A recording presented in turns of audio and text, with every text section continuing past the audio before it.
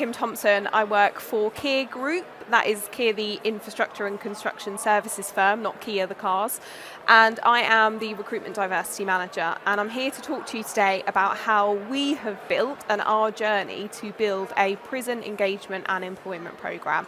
So how we go about recruiting people that have got criminal convictions, people that are still serving their sentences in custody, and what that journey for us looked like, and what I think hopefully, if you are thinking about a program like this in your own businesses, how you can take some of what we've done and our mistakes and what we learn and what's worked really well and implement that for yourselves. So I'm hoping you're going to get some really, really practical tips from this.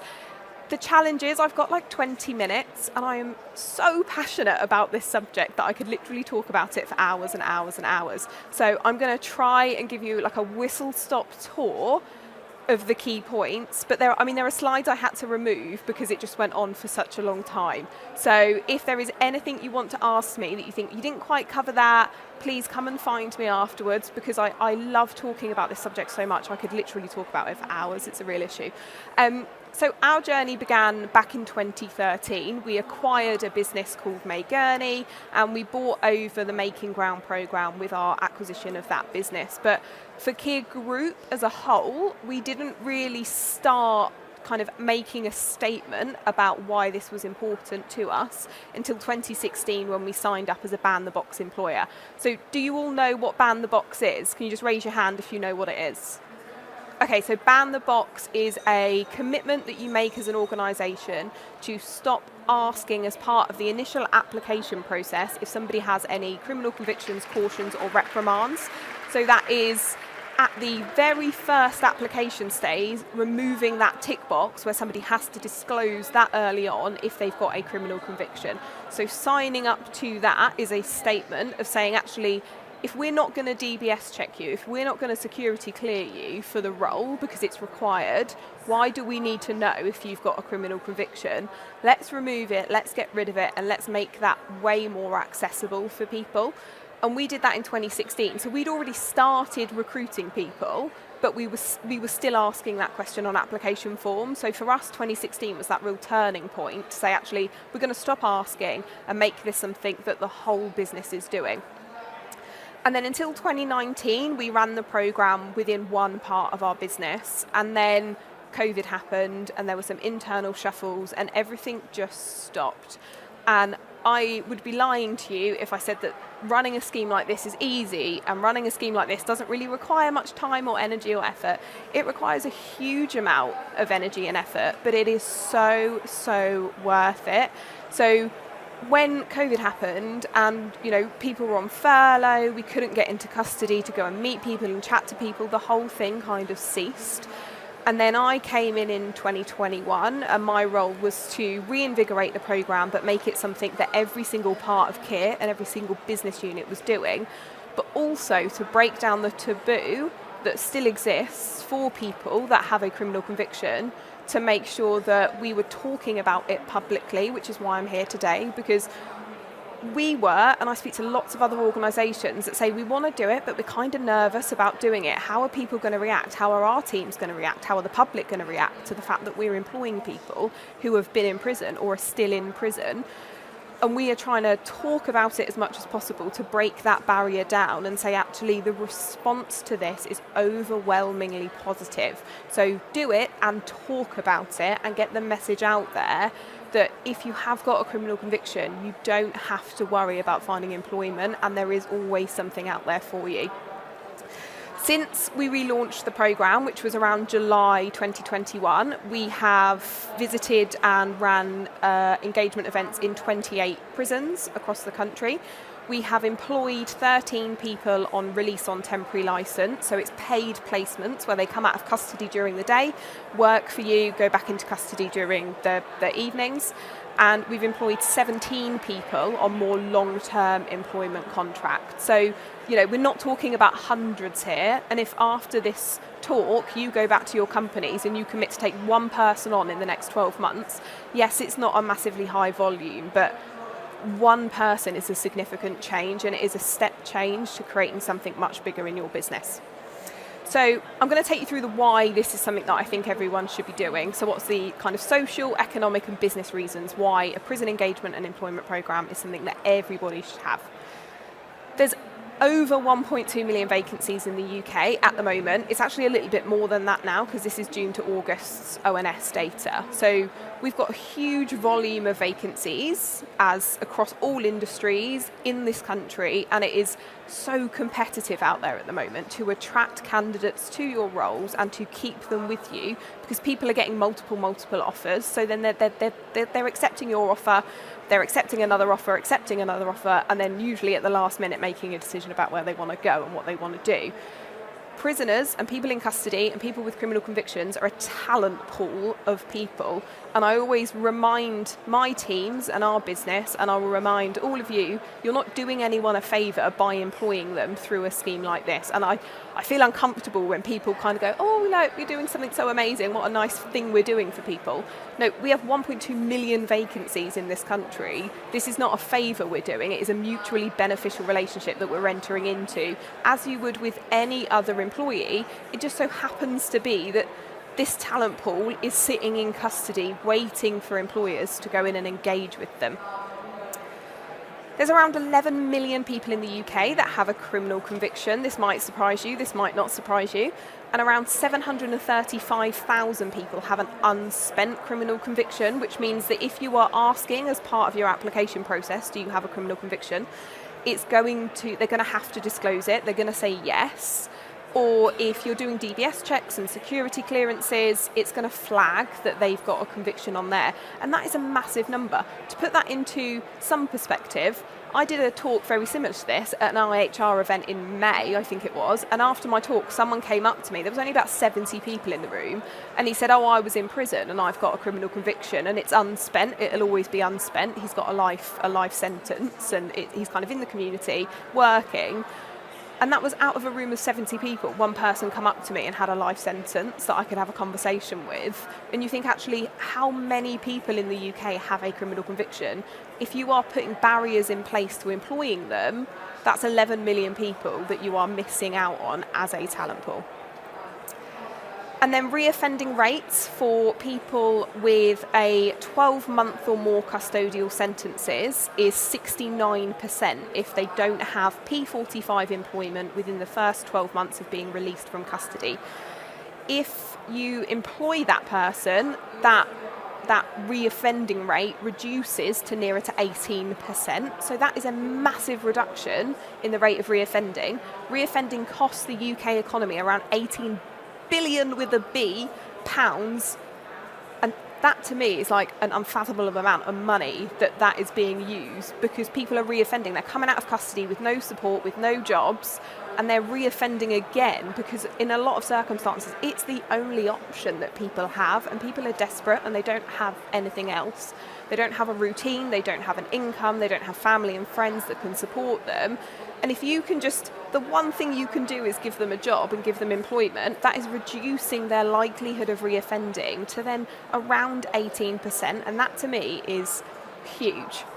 Now, if you're not really a statistics person and you're more into the kind of human element of it, I'm going to show you this video, and I really hope the sound works and you can hear it. So this shows you the stories of two individuals that we've had on release on temporary licence. Both are still with us. One is in a permanent role. One of them is on release on temporary licence until next year when he gets released from prison. And hopefully this will give you an idea of why this is an important thing to do without it being too statisticky.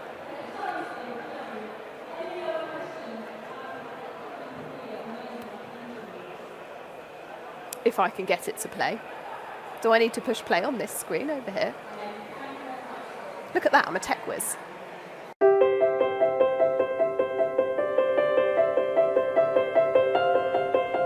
Making Ground is Kier's prison engagement and employment programme. We've been running Making Ground since 2013, predominantly just as a highways initiative, but part of my role was to broaden Making Ground out and make it something that the whole of Kier Group could get behind. Before joining Kier, I was a builder. I had my own company that, unfortunately, when I got sentenced, folded, so I haven't got that to go back to. And job security now, being with a big firm like Kier's, is absolutely fantastic for me and my family. This opportunity for me has made the difference between winning and losing, really. It's especially for my family. It's good, feel like you're doing something. And of course it doesn't change it. You're still not there as such, but you're contributing, and you're as such you're hitting the ground running. And so yeah, it's the difference between winning and losing, really. For us, Making Ground is not only about identifying people that are currently in custody or might have left prisons relatively recently to help us fill what is currently a huge skills shortage within our industry, but it's also a really fantastic way for us to give back to the communities that we are working in. If I was speaking to some of my Kier colleagues about this, I would definitely say that they need to look at this opportunity on their contracts, not only from a social value perspective, but also from a recruitment perspective. We have a number of roles across Kier that we really struggle to recruit to, so I think this is an opportunity to potentially fill those roles and offer permanent employment for people coming out of the prisons. I just want to do as much as I can for them to prove that I'm worth working for Kier. So yeah, I don't want to prove anyone wrong, and hopefully it's going to be, what I offer them is going to be good for Kier as well. Working with the guys has been a really good experience.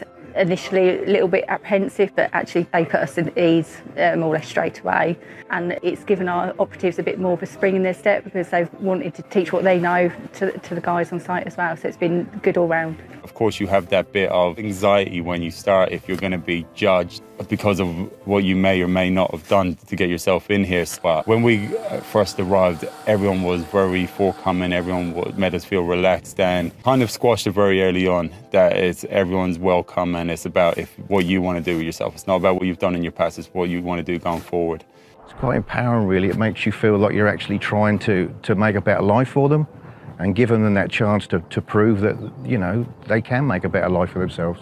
I can never take away the time that I've had away from my family, but now this job security and everything that I've got from Kier, from being in prison, it took so much stress off my shoulders, because now I know that when I do get released, that I haven't got to go looking for another job and explaining why I've been in prison and everything.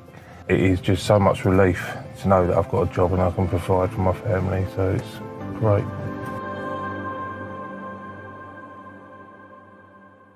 So hopefully that gave you that real essence of the why is this something you should be doing. And I think for me, I don't have lived experience of the criminal justice system. I get to speak every day now to people that do, and every single time I speak to them, there is another story, there is, you know, more heart and feeling about why this is something that we should absolutely be doing. And in all honesty, it can take me 3 months to get somebody into post that I meet when I go into a prison and find somebody, because the amount of paperwork, and it takes time, and they have to get clearances and all of that. But when you get that person over the line, there is nothing like that feeling of knowing that you've managed to get them into a role and give them an opportunity, and you're starting to give them some structure. And like I say, you know, we're not doing people a favour. What we're saying is, you know, giving them that time, giving them that ability to find work and find employment. They might not stay with us forever, and that's absolutely fine if they don't, but even if it just gives them a bit of money in their pocket, as far as I'm concerned, that's a win, and that's something that we should be doing and something that we should be supporting. Right, trying to get to the next slide and it's not working. So when I can get to the next slide, I'm going to talk to you about how we started our programme and what that journey looked like for us in terms of what the steps that I think you all need to take. Something that would be helpful to know while I get the next slide up. Can you help me get the next slide up? Because I can't move on. Is anyone in the audience already got a prison engagement programme, or does anyone already actively employ people with criminal convictions kind of knowingly? One. Hello. It'd be nice to talk to you afterwards as well. Yeah, next one. Amazing, thank you. And I think, you know, if after this, at least you can go away and think about potentially starting a programme, or if you want to talk to me more about what that looks like, please do. So some of these are things that I wish we'd done and we didn't. So this is my kind of, in an ideal world, if I went back in time, this is what I would have done instead. And some of it are things that we did that worked really, really well. Doesn't mean it's going to work for all of you guys. Like I said, this is very much our personal journey. So first things first, engage key partners. We are not experts in the criminal justice system.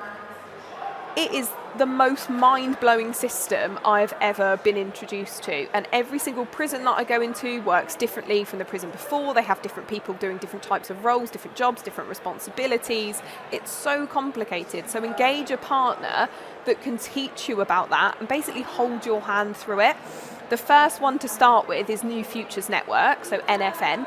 They are part of the prison service, and they are the conduit between employers and the prison service. They have account managers for each of the industries, and they will introduce you to an account manager who knows your industry, has navigated it before with other employers, and can help introduce you to the prison environment, introduce you to people in custody. They can advertise your jobs in jails. They will work with you to build your program. They organise careers fairs in custody, so you can kind of dip your toe in with a little careers fair without kind of the onus all being on your one business employing somebody. So definitely speak to New Futures Network. Once you're into a prison, find out who in the prison is responsible for careers services, the education provision, the community engagement provision, and start building relationships with those individuals. Not every prison will be right for your business, and I've been into so many that I think, well, that was a bit of a waste of time, if I'm honest, because it just didn't work for our business. Either the structure of the prison doesn't work, so things can be slightly unorganised, the men or women don't get released to the location that we need, even though the prison might be exactly in that location. The prison contacts and the people who are day-to-day working with those residents can help you navigate that and understand, is this the right prison for me or is it not?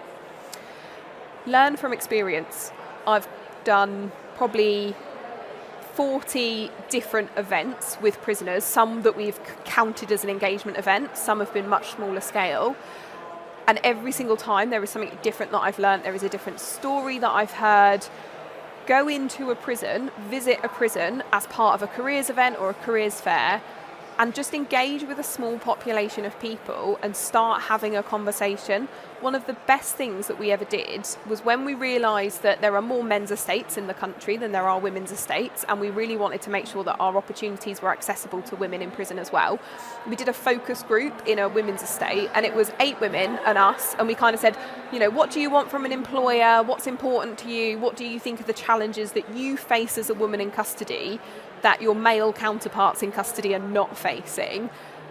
And it was the most eye-opening experience just to have 8 of them sit there and just list out everything that they thought we needed to know, and we learned so much from it. We never went in there with the intention to employ somebody, and we had said, you know, this is not an employment thing, this is about us understanding it. We employed somebody into our own team off the back of that event because we met this just amazing woman who, it took us 4 months to get her in, but everyone, like honestly, I can't talk about how much everybody in our business loves her. Nobody knew that she'd come through the programme until she announced it at one of our team meetings a couple of weeks ago. So she's been with us for about 6-7 months, and she was like, now's the time, I'm going to tell people. She stood up in front of our whole team and went, by the way, I've been in prison. And you could see everyone like, oh my gosh, like, is this for real? Is this actually happening? But she is the absolute prime example of why we should be doing this. Is she's come into the business, she's implemented change, she's been a fantastic employee and member of staff. We had no intention of finding her, but she just kind of appeared for us, and she was absolutely perfect for what we needed, and she is going to have a very long and happy career with us, hopefully. Start small. We did not do this. I was like, we're going to employ hundreds of people in the first month, and I got so excited, and it's so difficult to do that. Start with one person, get them into your business, embed them, help them understand your business so they can advise you on what you should be doing. You want somebody with lived experience to help you create your program. So start as small as possible with one person and just let it naturally grow, because it will gain momentum. So we have this thing now where managers ring me and say, never spoken to you before, but one of my colleagues has just phoned me and said that they employed somebody out of custody and they're a really good member of staff. Can I have someone, please? And it's taken 12 months to get to that point, but we are now at that point where managers are actively picking up the phone to me and saying, I want to do exactly what the other general manager 20 miles down the road has done. Can you find somebody for me? Think small, start small, and it will naturally snowball. And managing risk.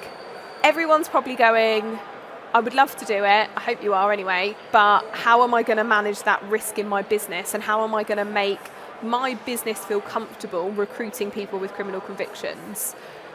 Every single person you meet, you have to assess on a case-by-case basis. There is no point blanket saying we don't accept anyone with this type of offence, because the range of experiences within that offence is so broad it blows my mind.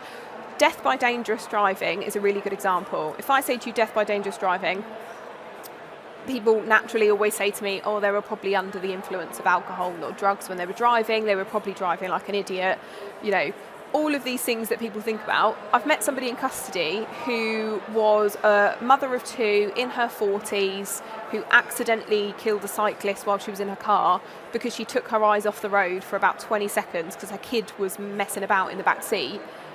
Everyone's done it. I don't think there's anyone here who can't say that their eyes are focused on the road 100% of the time. You get distracted by something over the other side of the road, you're looking down at your sat-nav, your kids are kicking off in the back or your dog's messing about in the back of the car, you turn around to look, and in that instant she had taken somebody's life and was in jail for it. She was very senior in finance, she had a very good job, husband, two daughters, and then she found herself in custody for over 8 years. And that is a story that you think, that could be me. I could be in that situation, and coming out the back end of this, then thinking about how am I going to find a job and what are people going to think about me. You can't blanket brush something like death by dangerous driving. You need to understand that person's story. What led to that situation? What led to it happening? So we do a risk assessment for everybody. It is kept confidential between just who needs to know. But we're not asking just about what did you do, what was the offence. We ask what led up to it, what were the circumstances surrounding it. And now, what's your support network like? What have you got on the outside, besides if we give you employment, that's going to make sure that you feel comfortable, confident, you've got structure, you've got support, you've got love. What have you got and what do you need and where are the gaps that we can try and support you to fill? Ultimately, we are a business, we are an employer. We can't do everything, but what we can do is work with charities and organisations and bring them in to support our people to make sure that we're having a holistic approach to how we support people. How do you measure success? So every business, all of your CEOs and boards and directors will be like, yeah, we'll do it, but how do we make sure it's successful? I don't do numbers. That's what makes it successful. These are all quotes from people that are on the programme with us or our hiring managers that have employed somebody through the programme about what the opportunity has meant to them, or if you're a hiring manager, what it's been like to employ somebody through the programme and what a bloody fantastic member of staff they are.